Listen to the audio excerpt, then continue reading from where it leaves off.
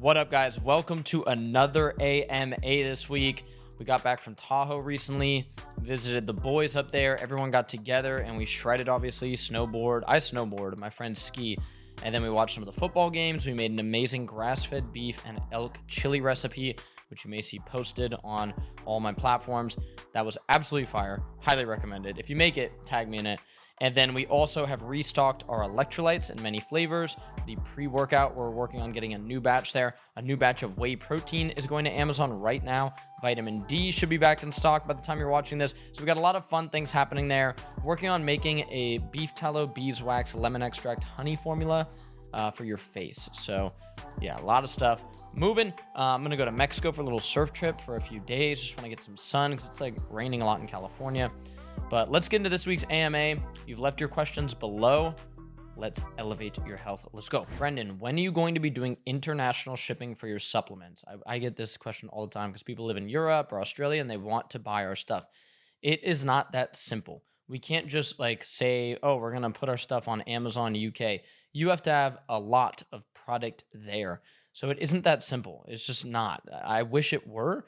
And we'll probably be able to get into Canada very soon because it's right up there. We can get a lot of product up there.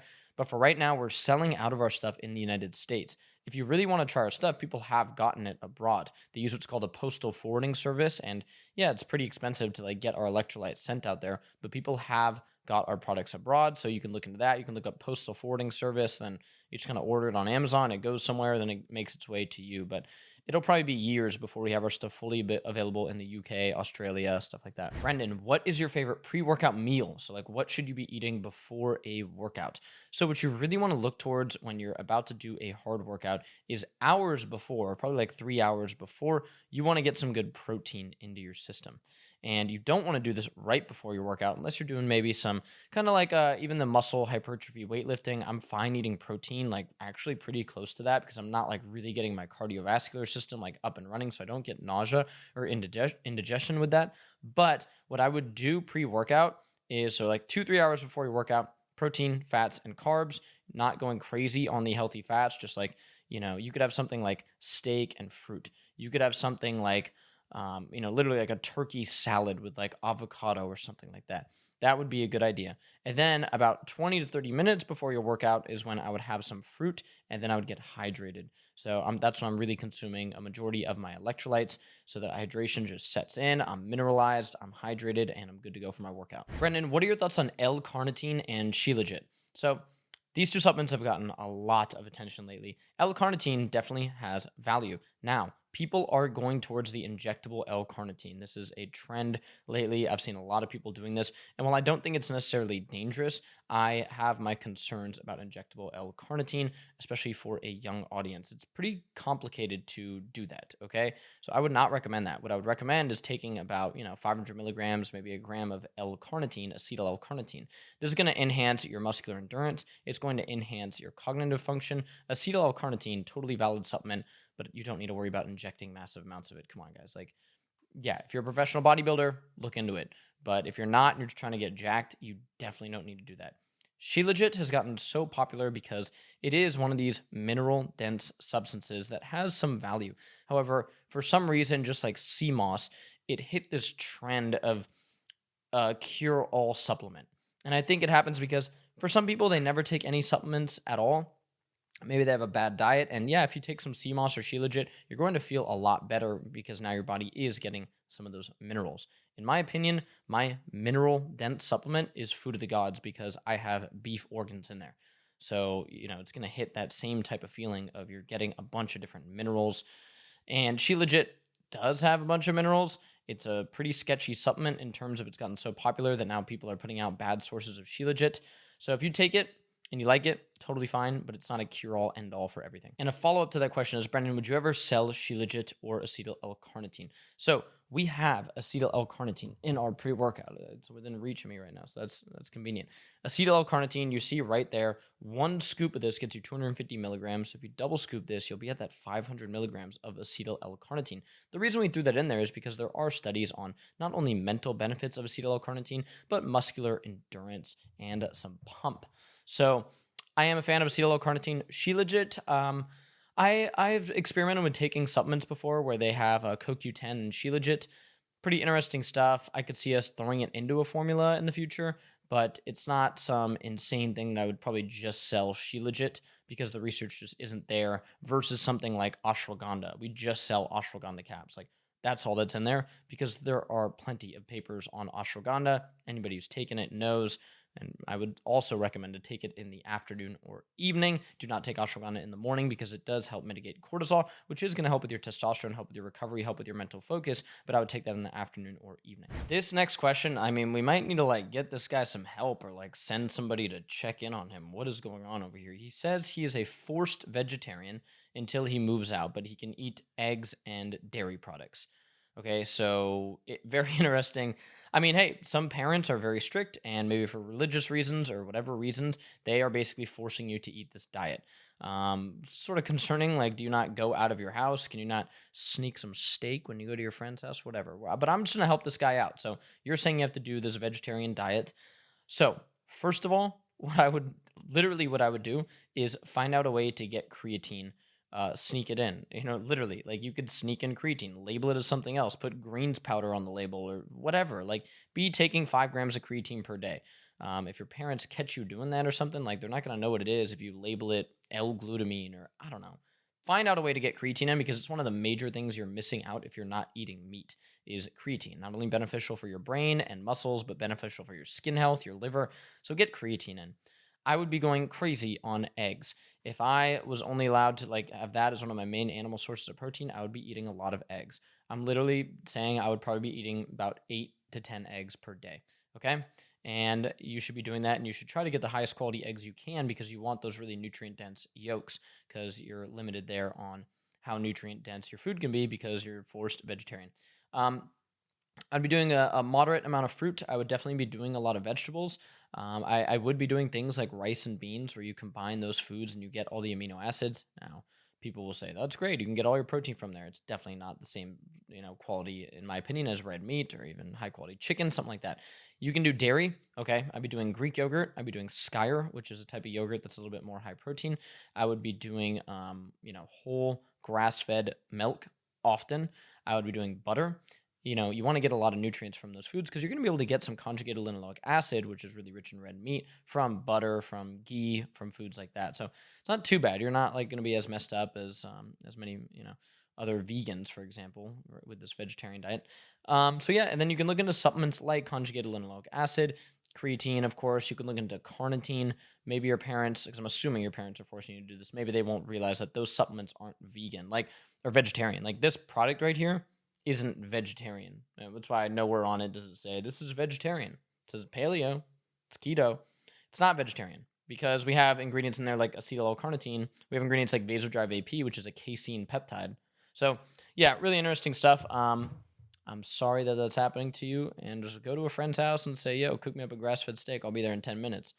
Pop a breath mint, when you go home. I don't know. Figure it out. Brendan, when will you release tubs of beef isolate? So people are on me about the tubs because we launched the tubs of whey protein and they sold out pretty quick, but more are hitting Amazon and the tubs are amazing. Now, with the tubs on Amazon, what you guys need to know is yes, they're $99 on Amazon.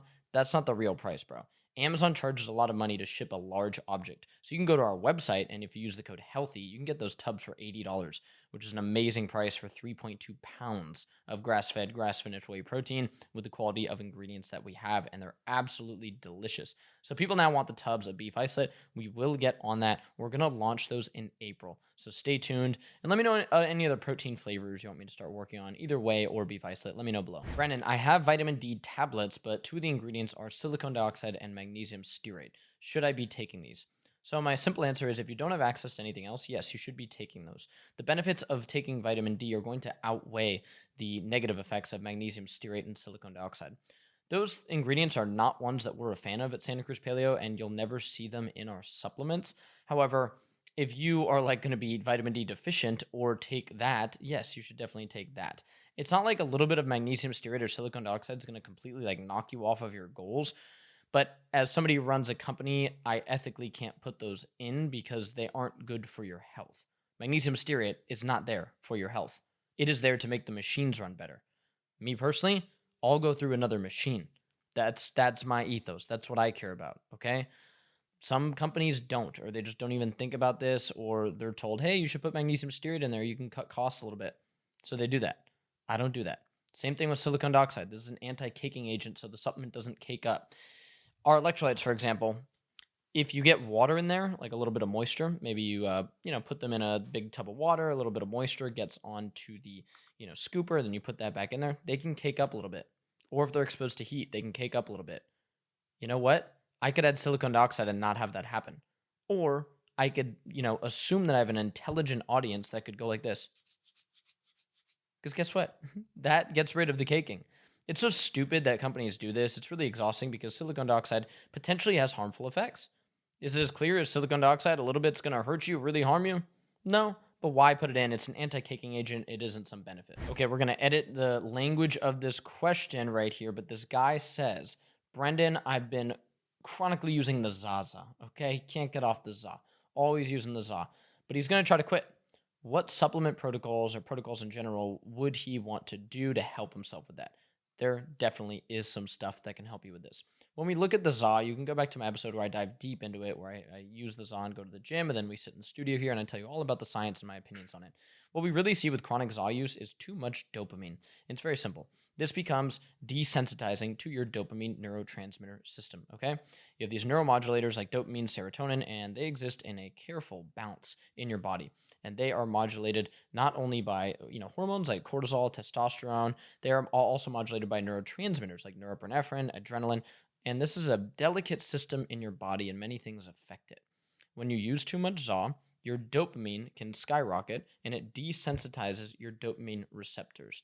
And so when people quit, cold turkey, boom, they oftentimes don't feel well because those dopamine receptors are searching for that dopamine that they've been getting an increase of with the ZA, and now it's not there. So it can just throw you off. You can feel lethargic. You can not feel good. You can feel sort of up and down. There are things that can help this. What I would do is take a small amount of L-Dopa. So you can just look for a standard L-Dopa supplement, and if it says take 2 pills, take 1. You don't want to overdo the L-Dopa. And oftentimes you'll see this package as a Mucuna with L-Dopa. Mucuna is this seed that has a bunch of L-Dopa naturally occurring in it. So look for that, and you can just Google L-Dopa supplementation and just take a little bit of that. You want to make sure you're optimizing your sleep, but I'm not going to go deep into that right now. Another thing you would want to be doing is cold exposure. Cold exposure is going to give you a dopamine release that's going to last hours. When you have, the ZA or even alcohol, the dopamine release isn't that long. We see an hour or two, whereas cold exposure is going to leave you with, 6, 7, 8 hours of dopamine release. So get in that ice bath, get in even just a cold shower if you can. And when you do a cold shower, I'm not talking about just let the water hit you real quick. If you want to get that big dopamine release, you have to be in that cold shower for a minute or two. And it sucks, and it's winter, and it's hard. But you know what? That's going to give you that dopamine release. You should be working out. That's going to help your dopamine system. You should be eating plenty of healthy fats. That's going to help your dopamine system. And that's really all you need. You can look into other stuff like L-tryptophan. You can look into stuff like L-tyrosine. You can look into magnesium for sleep. You can look into GABA if you're using the ZA because you get anxious and you're worried about that. You can do a stack of GABA, L-theanine, lemon balm, valerian. You can honestly just look into our Santa Cruz Paleo Deep Sleep Caps. Very similar formula to that, and that's going to help some of that natural GABA production, which is a relaxing part of the brain, so that might help there. Good luck. You can do it. Brendan, my iron is low, yet I eat meat 7 times per week. I don't think my iron should be low. So what you should honestly do is go get some tests from a functional medicine doctor, because there are conditions in the gut which basically just like consume your iron. So you might want to go look a bit deeper into that, because there can be conditions causing you to have that low iron. I wouldn't do iron supplements, and if you are eating red meat often, you should not have low iron. So you need to go get some testing done. And your doctor might not run these tests for you or even know about it. So you're going to need to kind of do some research. And we're not going to dive too deep into that right now, but just for you, helping you out, go find a functional medicine doctor. Brendan, what are your thoughts on training fascia and building foot sensitivity and strength for athleticism? So it's absolutely key. If you want to be athletic, you have to have strong, mobile feet. If you want to avoid injuries, you have to have strong, mobile feet. How can you do this? There's a good group out there called the Feet Collective or the Foot Collective, and they put out a lot of information on training the feet, and they even have these little devices where it's like a band that'll go on your 2 big toes, and you can train your big toe, and you can look up FRC Foot, FRC feet, functional range conditioning for your feet. A lot of people cannot even put their foot down on the ground and just move their big toe. So you have to really train that neural drive into your big toe. And you should also be spending more time barefoot. That's one of the simplest ways to, train your feet. So every single morning when I walk the dogs, I am barefoot. And, people give me weird looks. I don't care. I purposely try to walk on like rocks and different surfaces with my feet because I'm just strengthening my feet. That's totally fine to wear shoes. I'm wearing some Nikes right now, but you do want to spend a good majority of time barefoot. And when I do legs at the gym, I will take off my shoes when I'm doing pressing movements like leg press because I want my feet to be able to feel that. Your feet are where a lot of power comes from, and if you don't use them, you will end up with stuff like plantar fasciitis or maybe ankle pain, and a lot of that's due to foot weakness, big toe instability, and a lack of neural drive into the toes. Brennan, I'm recovering from ACL surgery. Is there any specific food or drinks that you'd recommend that would increase recovery time? So we talked a bit about this in the beginning of the episode, but again, you want to be having a high protein diet. I saw this report just come out that they recommend Americans have 50 grams of protein. That is some of the dumbest advice I've ever heard in my life. You want to be getting about a gram per pound of target body weight, and I would go higher if I was recovering from an injury. So I like where I'm at right now with my weight, 165 pounds, maybe 170, that's cool. But if I injured myself and I was sort of recovering from that, I would be trying to hit 180 to 200 grams of protein every single day. This is how your body repairs itself, is through protein. Also, when you're eating more of that protein, you're going to be eating less carbohydrates and you're probably not moving a lot because you hurt your ACL. So I would not be doing a even medium moderate carb diet. I would be doing a low carb diet, high in protein, high in healthy fats, and that is really going to help you recover. As far as specific foods, bone broth for collagen, maybe like our beef isolate protein, collagen-rich peptides, always a good idea. But there's no magic food or drink that's going to help your ACL. You need to be doing the rehab program. You need to be getting a high protein diet. You need to be getting good sleep. That will help. Brennan, what intra-workout carbs do you recommend for endurance athletes? So this is a really interesting topic because, we've seen people go on Rogan that have done full 100-mile races in a completely ketogenic state, and they actually are some of the top performers in the world. However, becoming keto adapted is a bit difficult, and I totally agree with you that carbs are a valid source of, energy for the body, glucose. So if you're some crazy endurance athlete, I don't think you should be scared of looking at something like D-ribose or honey or, orange juice, stuff like that for, energy during a workout. However, what I worry about with people is the people that work out like I do, honestly. Like they go to the gym, they do their muscle hypertrophy training, and they're taking rest between sets, especially the people that are trying to lose weight. I'll get into that. You do not need to be doing intra-workout carbs if you are that type of person. And for some reason, it has become such a trend because people see Sam Sulek or other bodybuilders. Basically, guys, they're chugging sugar during their workouts, okay? D-ribose, which I just referred to, is sugar. Is it the worst thing in the world if you're an endurance athlete, you're running a 100-mile race? No.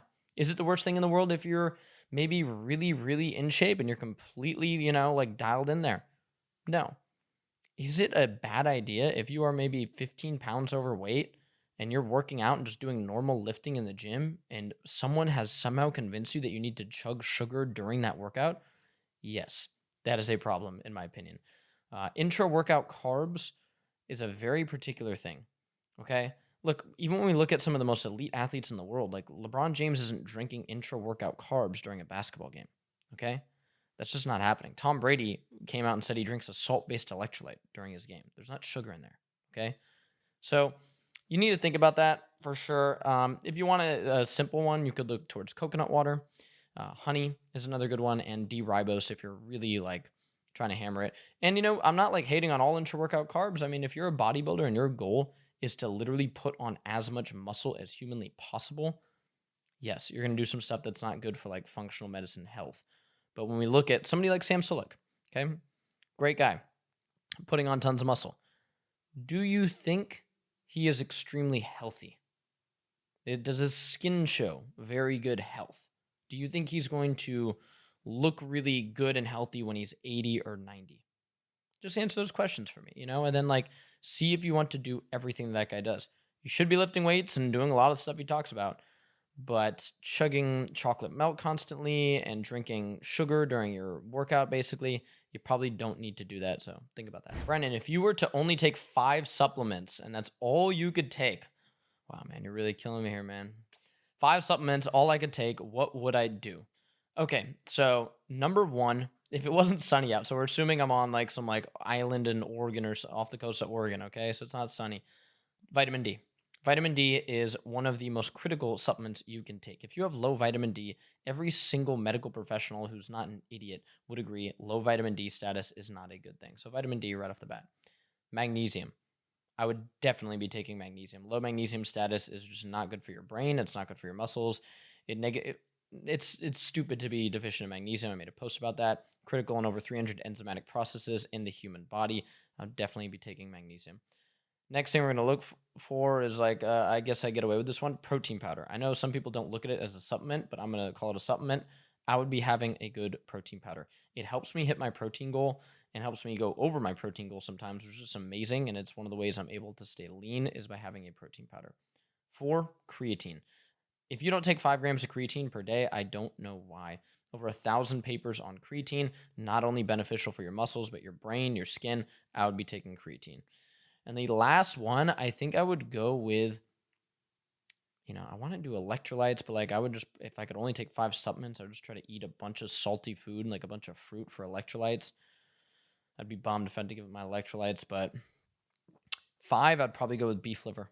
I'd go with a beef liver supplement because this is going to help me hit a bunch of different, really bioavailable vitamins and minerals. So it'd be like a broad spectrum mineral that I'd be able to get from that beef liver.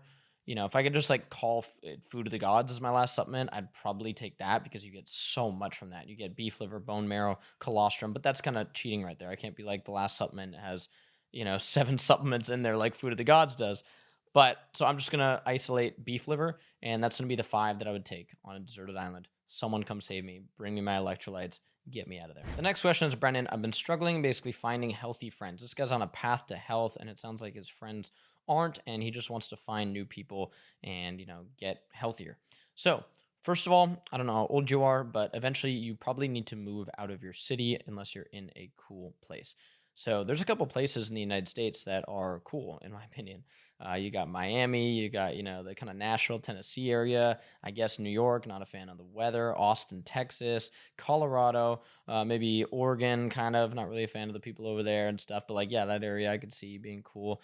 You got Lake Tahoe area, very cool. And then you have the Bay Area kind of over it, but there's healthy people here. You have San Diego and LA. Okay. You need to like get to one of those places, in my opinion, because you can't really find cool people in a place that's just outdated or not cool. Okay.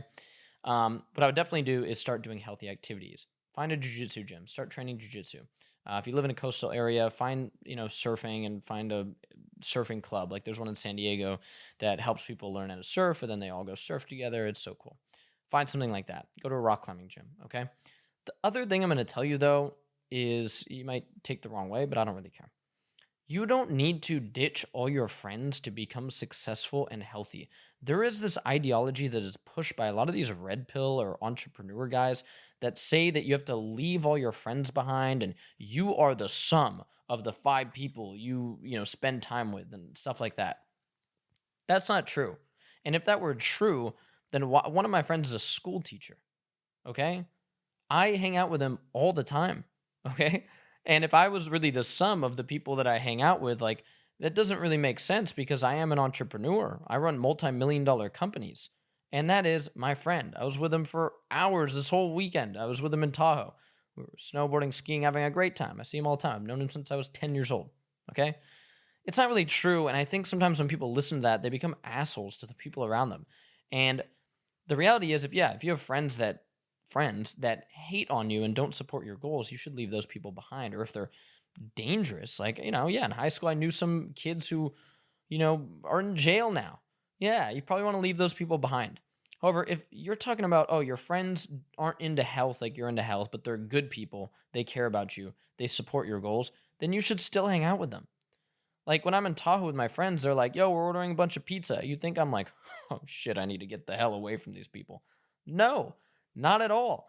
Like, yeah, I may make a joke or something, like, no, I don't want to eat all that dough. And, who cares? And they might make a joke towards me like, oh, this guy's eating beef again. Like, that is called having friends. Okay. So you don't need to ditch everybody just because they're not on the exact same path as you. Yeah, you should know some people that are on the same path as you, but you should have a diverse friend group. So yeah, let me know what you think about that below. This guy is asking me, he's saying, hey, Brendan, I'm giving my dog freeze-dried liver treats. Can I eat them? I mean, the basic answer is yes. I totally know what you mean too, because I give my dogs freeze-dried liver treats, and I've thought before, like, can I eat these? And we make a Santa Cruz Medicinals dog treat that is human grade. Like, you can eat him and tastes like kind of like bland pumpkin cookies. You know what I mean? You could, but in all honesty, in my opinion, beef liver doesn't taste good. It's why, yeah, I've eaten beef liver raw, but it just doesn't taste good. I don't like the taste of beef liver, and I feel like a lot of people that say they like the taste of it are lying. I can understand, oh, you kind of crave it because it is so nutrient dense. You do get this weird craving for it sometimes in a weird way. I would just supplement with beef liver, take our food of the gods, take 5 of those. You'll get some beef liver in there, but you could eat the dog treats.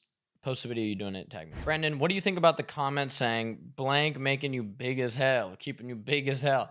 I like it. I think that trend's funny, bro. I laugh every time I see that. It's getting pretty crazy. Now it's like infiltrating the other platforms because like it started on YouTube and now like it's going on to the other things. I think it's hilarious personally. Yeah, I love it. Keep on commenting that. Brendan, what is your opinion on doing a several day fast for autophagy? Guys, I've talked about fasting multiple times. Yes, there definitely are some benefits of fasting. There are some papers on fasting. There's some very interesting stuff on fasting. There's also some negative aspects to fasting, especially these several day fasts. Yes, I know Dana White did a water fast and got shredded. He just did a severe calorie deficit, guys. Okay? You can do a calorie deficit and not do fasting. If you want to do intermittent fasting, I think that's totally valid, but let's be real. Like, I'm just talking about waiting till you get very hungry to eat or skip a meal. You should practice that sometimes. That is just being a human being. We've gotten so confused on like what eating is and eating patterns. If you feel like skipping a meal here and there, that's a great way to have a calorie deficit, and there are some benefits of it. As far as autophagy goes, I do not think for most people, especially people that are young, doing a several day fast to get autophagy or mental clarity, cleaning out your cells, all this stuff, I do not think the benefits of that outweigh the risks of damaging your cortisol, not getting enough protein to grow, and just being basically malnourished because you're not really getting a lot of nutrients in. I don't do several day fasts. I'm totally fine doing a 24-hour fast sometimes, but I haven't in a while, and I feel great. And all my lab tests are great. My gut lab tests are great. My hormone lab tests are great. So I would definitely be very wary of doing a long fast. Brendan, how do I know if I'm getting too much sodium daily? He says he tried the government recommendation of 2,300 milligrams, which is 2.3 grams of sodium daily, and it felt way too low for him. He was getting headaches and stuff. Yeah, the government recommendations of sodium are laughably low. There is a study, and I covered this in an episode a while ago about just salt, where all I did was talk about salt and just dove into all the papers on salt. There was a study in which they left people, just let them be across multiple cultures, multiple different diets. And what they found is human beings consume about 4 to 5 grams of salt per day when they're left alone. Okay. Like they're not told eat this, they're not told eat this. Human beings across cultures seem to consume about 4 to 5 grams. Okay. Now, if you're an athlete, you're going to be sweating out some salt. If you go in the sauna or if you work out, you're going to be losing some more sodium. One study showed that athletes can lose as much as 7 grams of sodium in a day of high-intensity exercise. So you're losing some sodium. What I would recommend is probably getting in. Personally, I probably get in about 7 to 9 grams of sodium per day. I salt my food. I take a few scoops of the Santa Cruz Paleo electrolytes. That is where I'm at. Sodium does not cause high blood pressure, and it's not going to cause your body to just stop working. I do not worry about this. Go to your doctor, talk to them, whatever, but listen, they're probably just going to tell you the government recommendations of eat 2 grams of sodium per day. If I did that, if I went to 2 grams of salt per day, I would get piercing headaches, I would get nausea, I would get muscle cramping, and my body wouldn't function as well because your adrenal glands need the minerals from sodium to function, okay? Don't be scared of salt. If you want to listen to my whole podcast about it, it's up. But yeah, I would probably eat 7 to 9 grams of sodium personally, but I'm working out a lot, so do whatever you think is best. All right, last question. Brennan, I've heard about enclomiphene for testosterone boosting. Like, should I be taking enclomiphene? I know Greg Doucette has covered this. He thinks Paul Saladino is potentially taking this when he launched his, he put out his blood work. Guys, Tim Ferriss said it best, or a guy that Tim Ferriss had on said it best a while ago. There is no biological free lunch, okay?